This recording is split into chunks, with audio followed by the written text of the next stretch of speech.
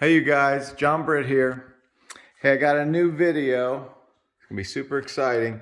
Unity molecular formula, the strengths and weaknesses. And so let me give you a little bit of an overview about what's gonna happen. I am going to take this recipe, seltzer chun, and I'm going to find the Unity molecular formula. From that formula, I'm going to use different materials, and I'm going to make 11 iterations of the glaze, which all are theoretically identical. And then in order to test that, I'm going to use these melt flow testers, and then I'll dip tiles. And then to check another important part of ceramics is color response. I will try different oxides, different colors, and show those.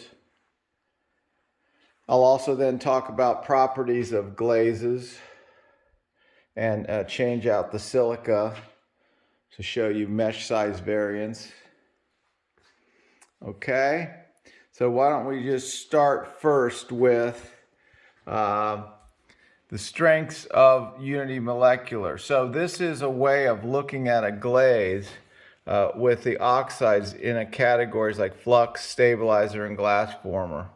And so, you look at like sodium, potassium, zinc, calcium, and magnesium, etc. And this is a good way of looking at the inner workings of a glaze and seeing what the glaze is doing in the nuts and bolts. And then it's another good way of talking about glazes. So many people use that method as opposed to the recipe method. Okay, and you can save a lot of time when you're doing this because it can help you reproduce a glaze and find substitutes for lost materials. Or say you're in another country, you don't have the material, then it can help you to reproduce a glaze that way. Another strength of it is that it gives you a focus on your testing. So for instance, if you just wanted to isolate what calcium was doing, or say it was a Bristol glaze, you could focus on that, and then that would give you a way to guide your testing.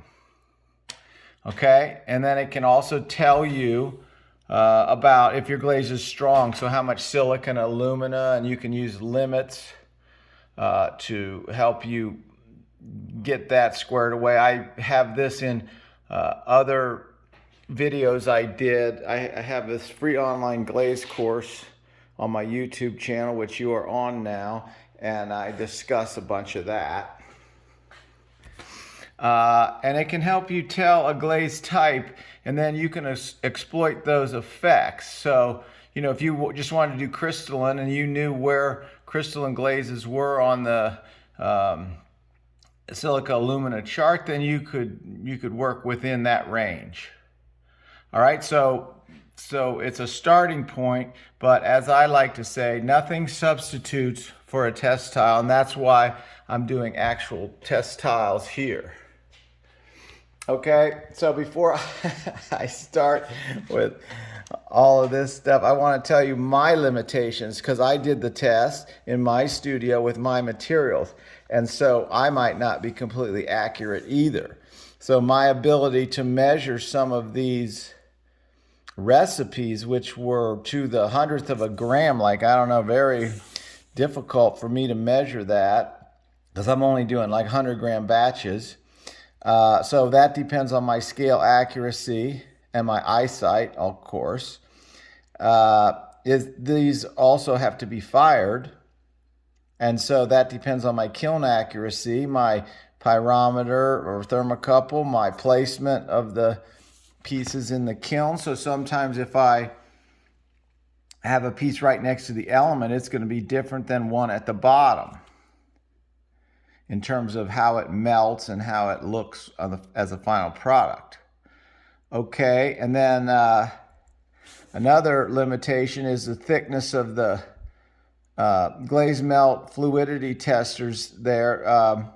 if I made them real thick or thin, then that's a different amount of mass, which will affect the melting.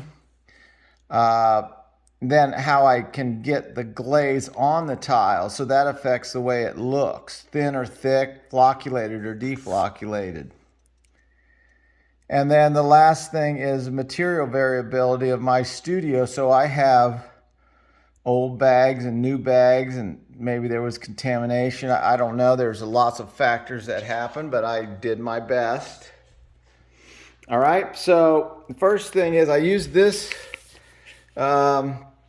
glaze recipe, Seltzer Chun. It's on page 79 of my book. I just used it because it has a fair amount of things in it. So you're getting boron, calcium, magnesium, zinc, and then I knew I could vary these in enough ways that would give me enough different materials to mess around with. So because like when I'm sourcing, say, magnesium in this glaze, I have dolomite, and we'll talk about this in a minute a little more.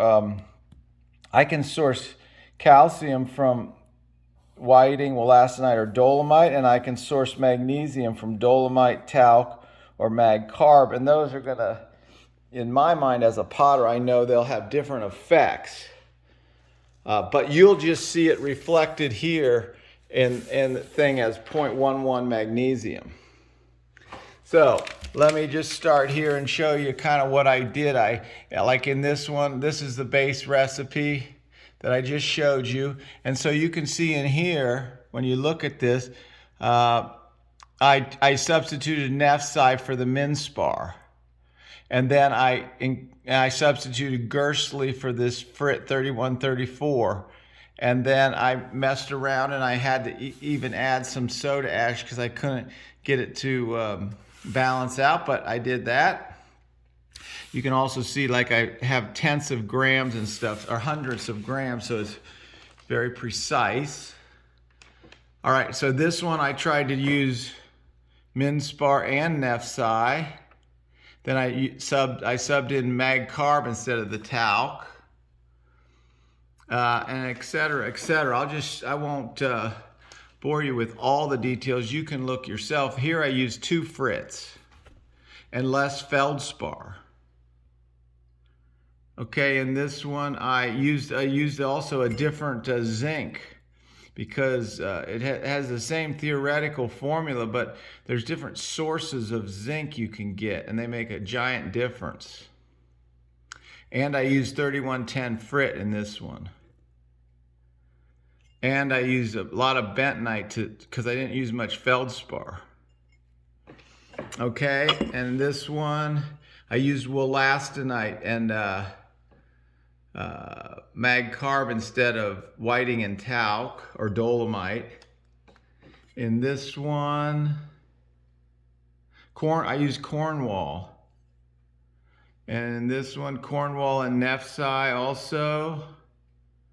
And that's probably the main thing. Then this one, same deal. I used Mahavar Feldspar instead of, in the original I used Minspar. And then, okay, so I think this one was, I was only gonna do 10, of course. But this one I decided to do it with only the, as pure oxides as I could get. So there's no Frit and there's no Feldspar in here. So I just used purest things I could get. So for potassium, I used pearl ash. For sodium, I used soda ash, like that. Okay? So, but theoretically, they're all identical formulas. And that, again, is the formula. Okay, so what I did then was I took 100 grams of each glaze, dry material. I added 70 milliliters of water. And then I took a syringe and got 10 milliliters and I put it in each one of these hollows of this container. And then I put them in and I fired them to cone 6. And it's all on frost clay, by the way. All right, so what you can see from that, if we just do a general thing, is that they don't all flow the same way. They don't all look the same. Now, the first thing I'll say is you can see how this acts weird in there. I'm thinking that's because I had a wet blob in there, and when it dried, it kind of segregated itself out a little. But we'll get a basic idea, and we can definitely see flow amounts. So you can see that, like, really, like these 3 and this one flowed the most. These were pretty stiff. That's pretty stiff, and that's like crusty as could be. That's actually a very cool looking glaze. But that's why you see, like, I think what I had done when I was young, I tried calcium, alumina, and silica. It's a eutectic that you can do, and I made the recipe up and it didn't work, and I thought, well, something's wrong here. But then I realized that you know, it depends on the materials you use to make the formula. All right, so then what I did, since all potters know you have to have actual textiles pieces, I dipped them into two dips. And you can just see from that they're not identical. This one's got a lot of pinholes in it. And that's not from the body either, because this is frost porcelain, so there's not much gassing off happening, if any. You can see the flow rate here on some of these is definitely different. It corresponds to this. So this flow rate was much more, and I can see that reflected in the tile here. And so there's more pinholes, and like this one's not even melted at all. It's a nice, like a crater glaze. All right, so, and you can also see, if you look, that there's a different coloration. Like these are kind of bluish, and this is kind of yellowish. So I ran tests with colorants. Here's an overview of it. And what I put in here is 3% copper. This has chrome and tin. This is copper, chrome, and tin. And then this has rutile. So I thought I'd get a kind of an overview. And I think you can see that the color response is even dramatically different. You know, setting aside this last one because, you know, it's completely not melted, but it's a cool, like, crater glaze. I can just see that the color of these, this one is for sure dramatically different. And then these are also. I'll just go down there slowly.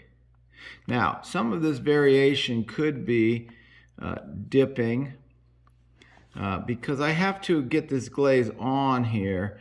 And what happens with some of these, so you can kind of see this one feels a little bit thin. So when I mix these up with water, I'm going to tell you right here, this batch was kind of lumpy. And this was also, these two, this was kind of thin. This was thicker, thin, etc. I just wrote them all down to try to give me an idea. What happens is if I have like Gersley borate in there versus a frit, Gersley borate naturally gels. And so that's going to create a different glaze thickness with the same amount of water.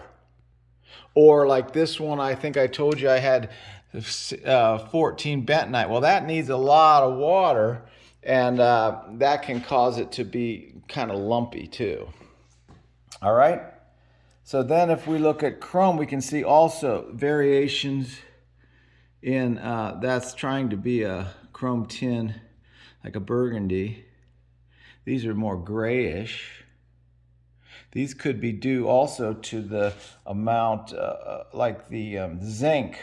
So if I use a zinc that's very coarse, versus a fine stuff, it's going to get more in the melt. You can see that's like dramatically different color in this one. Then I did copper and chrome and tin. This one's actually very nice. That's the original recipe with I think it's Britt 3134. And then you can see how much this changes. That's like completely different. Okay, and then the last one is this rutile added. Similar to this one here, but just with rutile. And that really pushes it there. And you can see a lot. These actually are all, well, these three are similar because they break on this edge, yellow, even more than these do. That's a good thing to do that's why you have a tile that has an edge there, so you can see what the breaking would do. All right, so that clearly shows that it's not as easy as just using any material to make a glaze from a unity molecular formula and get the same result. You kind of have to know something about the materials, and even if you do, very difficult to predict, so you have to run test tiles. All right, so a little bit more into the nuts and bolts here. I'm just going to tell you, so people who are starting out, like, well, this is a Feldspar, this is Minspar, it's a Feldspar, soda Feldspar. And so that, I just put down some of the things that are in it. So it's got sodium and potassium, and then all of these will have aluminum and silica, and then other things. But Custer is our main potassium Feldspar, Mahavar. And Cornwall is kind of in the middle, but lots of calcium. And then our Neff side, the one thing about that is that's a feldspathoid, is somewhat variable, and you can also get it in 270 mesh or 400. So that'll make a difference to how it melts. If something is very fine, like 400 mesh is finer than 270, it'll go into the glaze melt faster. All right. Then this was my frit, and I varied these frits like this. I wrote down some of the stuff in them. I don't know that it's all that important, but sometimes I also use borax because I wasn't, I was mixing things up.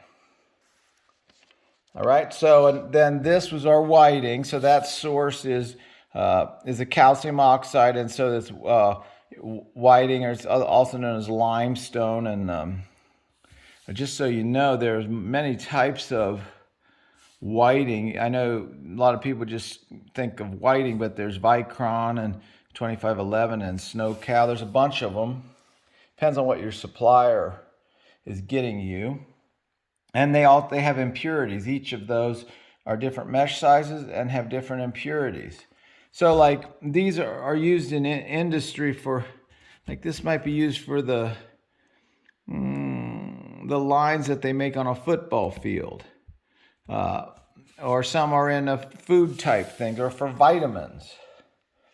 Okay, and then wollastonite is a metamorphic rock that has got calcium and silica. So this is more of a mineral bound up than it would be. This is a limestone, that's a sedimentary rock.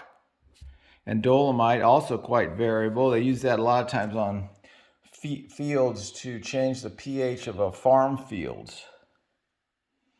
All right, so then dolomite is this is calcium and magnesium. So I'm getting some magnesium, and I swapped out talc and I swapped out mag carb. All right, now my last ingredient, well, not quite, but almost, is zinc. And zinc, I used Zoco 103. I had some old zinc and Dentox and Maximo 910. These are types of zinc, and they are processed, some of them are French processed, and that's a way to make them very nice. And so a lot of times I use this a lot, the Zoco 103, and then this Maximo. All right, and then I have a clay source here. So bentonite, this thing needs to be suspended because it's rocks and minerals ground up. So and you put it in water, they try to settle. So you need clay in there. This has no clay in the recipe. So I add bentonite. But when I mixed up my all my iterations there of the recipes, I used bentonite and EPK. It was probably an oversight that I didn't use OM4, some kind of ball clay. But you basically got the idea. All right, so now the question would be, why doesn't this look exactly the same? And so what we know is that oxides are supplied from different rocks and minerals, and they have different melting properties. So if I tried to get the same oxides from a frit, which is a pre-melted glaze, so they put all the oxides in there, they fire it up, they then put it in water so it shatters, then they grind it up, like ball mill it. Then they sell it to you as like Frit 3134. So that thing is already pre-melted, and it's going to melt different than rocks or minerals, mainly like feldspars. Or because there's types of rocks that we use. We use metamorphic. So I said that wollastonite. We use sedimentary, so that's like whiting. And we also use volcanic tuff and pumice and bentonite. So those all are going to melt differently. And so that is going to, the oxides will also melt differently on how they're processed. So depending on how zinc is processed, it's going to melt all these will melt differently. And so that goes along with all other oxides, how they're made. Okay, so what this gets us down to is like the whole is not always the sum of the parts. So there's oftentimes things in there that we don't know about. And this is exemplified by, let's just start with Gersley here. Gersley supposedly went out of production, I don't know, 2005 or something. And so they came up with all these substitutes, but none of them are exactly Gersley. I think this one's the best, Gillespie, but it just shows you how difficult it is to reproduce something just by using unity molecular. All right, Cornwall stone has a lot of variations and lots of substitute. Barnard, same way. Talc, I think it's happening now. We've lost some supplies of talc, and so that messes up everybody's glazes. So you can't just go back to unity molecular and find the answer. All right, well, this was also exemplified by a Custer-Feldspar problem we had in the past few years, and there's a really good article if you can get it on. This is by Ron Roy from let's see, 2000. I can't remember. Oh wait, here it is. 2000. It's November 2013. And so what happened there was he noticed there was some differences in feldspar, and a lot of clay bodies were cracking, and so he got a bunch of people to send him their samples from the West Coast, East Coast, etc. And he noticed there was about a 10% loss in the of potassium compared to the analysis numbers. And so they wrote, you can read in the article, he showed you ways to fix that. But now Pacer is the company that makes Custer, and they dispute this. They say it's been the same as the analysis. But, well, I'll tell you this, I've never had a problem with Custer, but I can tell you it's dry processed. So that matters when you make a feldspar. Most of them are done with flotation, so they use like hydrofluoric acid, and they'll also float off the micas and stuff. And so that creates a very pure product like Mahavar or G200, whereas Custer is dry process. That means they get a bunch of chunks of feldspar, they blow up the mine site there, then they come in and pick it out, and then they grind it up, and then they try to blend it. but that is going to change. So what this is telling you is that when you have a bag of custard today, it might be different than custard back in 1990. All right? Take a breath here.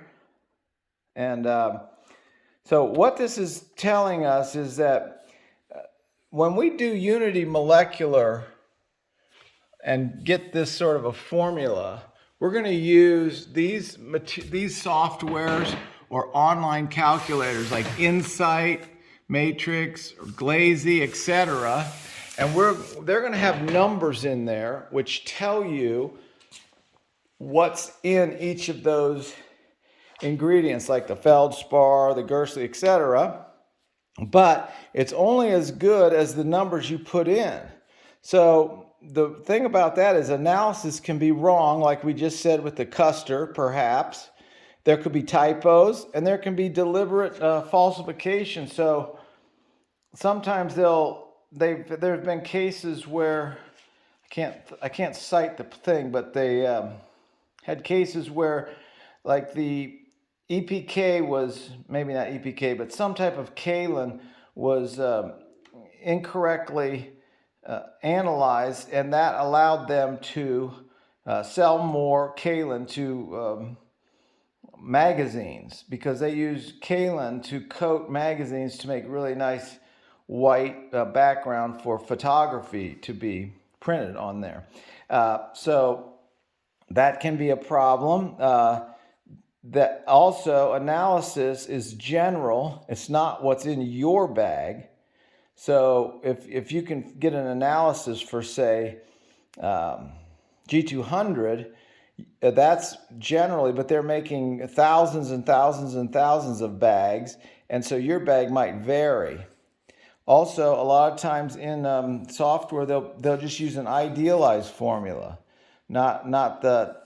Then there's a typical analysis, so it's not always what's in my bag, and that's what I was telling you. Some of the limitations of my testing was that I sometimes have old bags of things, and sometimes I put things together, and so it's not always the same as when I type it in the computer and say Custer or G200 or Minspar. All right? And also, if you do not update your material analysis in the computer when you get a new bag. So, because many materials are variable. And also nowadays, it's very hard to find analysis of everything, because companies often won't say, they'll just give you a range. Like when you try to find out the analysis of Fritz, sometimes they won't tell you exactly what it is because it's proprietary. All right. Wow, I think I might have gotten close to that. Now, over here, what I wanted to tell you is when we get materials like, say, Guernsey borate or soda ash or any material, it has properties. Some of the properties are melting point, mesh size, volatilization, solubility, coefficient of expansion, surface tension, viscosity, and toxicity. So the way those relate to this is saying that our software doesn't account for mesh size variability. So if I'm using NEFSI 270 versus 400, the machine just knows it as NEFSI. And so I did an example here to show you. Let me pull this over. This is the original Seltzer-Chun test. And then what I did here is I varied silica. So I used F95, I used 500 mesh, I used sand, and I used amorphous silica, but the same recipe. And you can see how much different it matters, but the machine thinks it's the same recipe and the same formula. So, and then I also put them on tiles, Actually, these look very nice because so much silica goes into the melt easily because the mesh size is so fine. And then these, they didn't go into the melt. So you can see like this is just a completely messed up glaze. This one is basically not enough silica in this recipe to make a decent glaze. It just runs completely down to the bottom. All right, so that's that. Just for your information. Oh wait, well, I'll finish up here. So another thing the machine doesn't calculate is the loss of material from volatilization. Like many of these materials will go off as gases, and so that is not accounted for. Solubility, the reason that's important is what I was saying is when I'm dipping tiles, if I have a soluble material in there like soda ash, that's going to deflocculate my glaze and make it thin. And when I dip the tile, it'll just show a thin coat, which kind of messes it all up. And then surface tension. I did the UMF glaze calculation stuff doesn't account for that.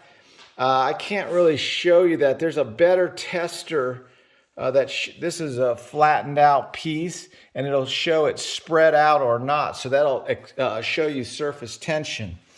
And if you want any more information on this, just go to Tony Hansen's Digital Fire site. He has a ton of information. You can just Google melt flow test. All right.